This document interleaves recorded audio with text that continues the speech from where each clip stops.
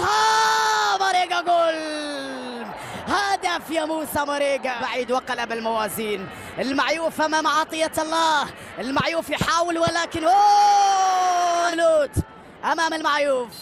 المحاولة في هذه الركلة والمعيوف انتظار العملوت المعيوف لكن الكرة من جانب فييتو للتقدم بركلة ثانية بهدف ثاني. لوسيانو فييتو حطها في المرمى، اوقات حاسمة. الركلة الثالثة يا صالح في المرمى بروعة كبيرة، حاسمة. الركلة الثالثة يا صالح في المرمى بروعة كبيرة. المعيوف في مرمى والفرصة للوداد، والمعيوف من أجل كتابة تاريخ. المعيوف لكن أكثر من نصف النهائي مع هذه الركلة يا عبد الله. الحمدان تغناوتي في مرمى، والحمدان مع الركلة الهلالية الرابعة. الفرصة من الحمدان حطها بروعة كبيرة إذا تمكن من تسجيلها.